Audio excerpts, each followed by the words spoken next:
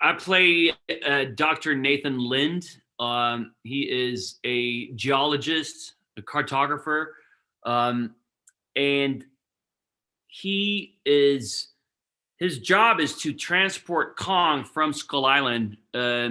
Skull Island has become increasingly uninhabitable, and Kong lives in a biodome, but it's a temporary solution, and they need to find a new home for him. So um, Nathan has to find a new home for him, and Godzilla is wreaking havoc across the planet. So they can't have him out there. But there's an old theory that Kong's ancestors originated from Hollow Earth, this subterranean realm, um, uh, and there's an entry point into it from the South Pole, or so they believe.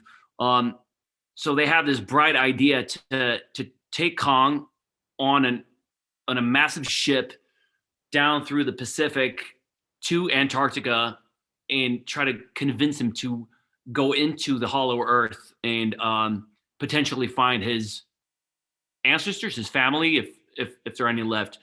Um, and Nathan is excited about this adventure, this potential, and is obsessed with the Hollow Earth theory as a geologist, and the notion that there might be a whole biosphere down there, a whole ecosystem just beneath our feet is very, very exciting to him. So he's very eager to get Kong in there for some, selfish reasons, and becomes slightly manipulative when Kong is hesitant to go in there. And he later regrets that because, again, he gets so obsessed with the idea of getting into Hollow Earth. And Nathan is not he's quite ill-equipped in a way to lead this mission, because he is not a very tough guy. He's not a leader, natural leader. He's not he's more cerebral. He is a professor. He prefers to sit behind a desk and read books or write books, study rocks. So that was quite exciting for me to kind of play, because again, these set pieces are so crazy and wild, and I did like the fact that Nathan, unlike the two big heroes of the movie, Godzilla and Kong, who are very alpha and very tough and very strong, Nathan is ultimately kind of a coward,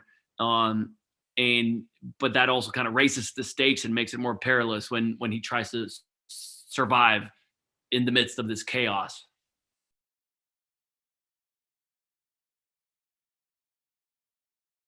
It was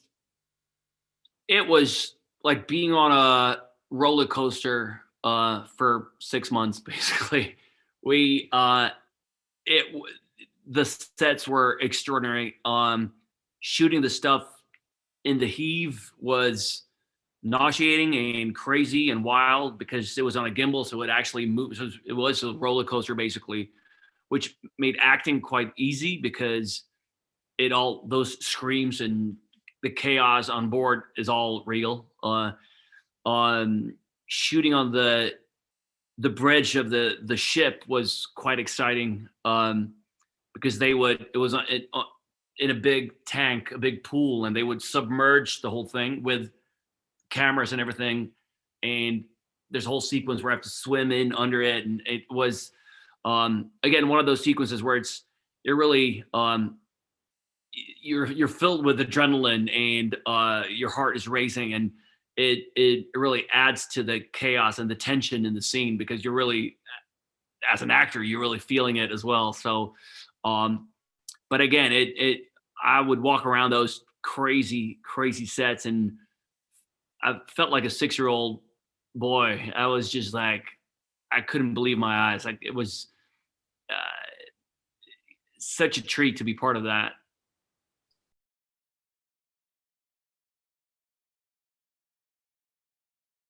Yeah, we would spend a lot of time in prep uh, before shooting the big elaborate green screen sequences because again, on the day you have nothing but a tennis ball and a green screen to look at. So it helps if you really study the storyboards and the for the big set pieces. Adam had a pre visualization of what it would look like, and so you could we would watch that and have an idea what was going on around us. So for a lot of it, you just basically play that inside your head when you were acting. And but there were also moments that were completely chaotic where you lost sense of what was up and down and what was right and wrong and what was happening and who you played and what was going on. And um, so watching the movie, there are definitely moments where I see myself in the movie reacting to stuff that where I was like,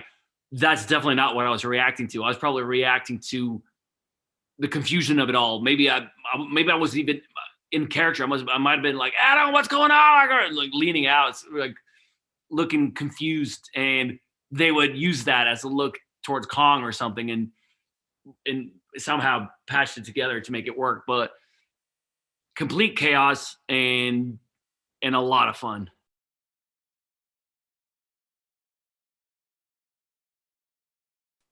Well, I met Adam 7-8 years ago. We met about another project that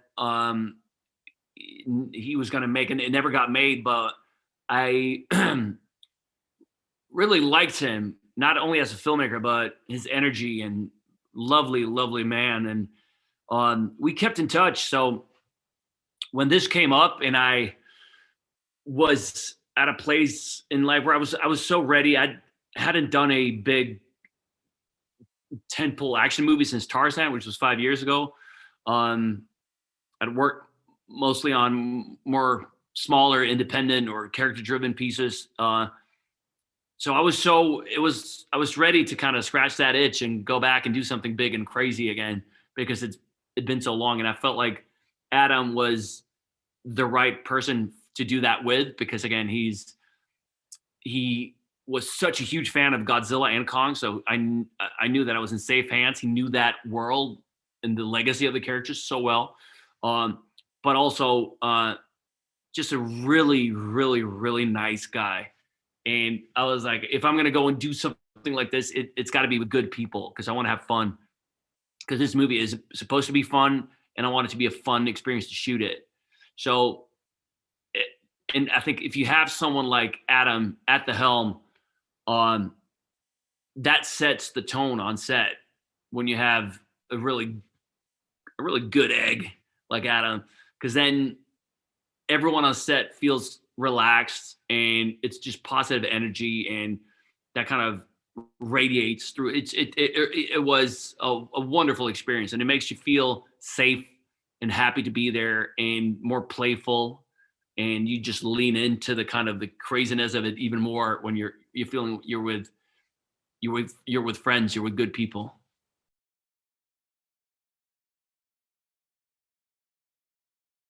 I had a lot of the old Godzilla movies on VHS when I was a kid. Um, and the ones in which Godzilla is a middle-aged man in a Godzilla suit, basically. So no special effects, no green screen, none of that. Um, but they are wonderful films. Um, so I had definitely a soft spot for Godzilla going into this. I was definitely more Team Godzilla than Team Kong. But that kind of changed after the shoot or during the shoot because my character spends pretty much the entire movie with Kong. Um, so I slowly started to kind of fall in love with Kong, and by the end of it, I was more Team Kong than Godzilla, I would say.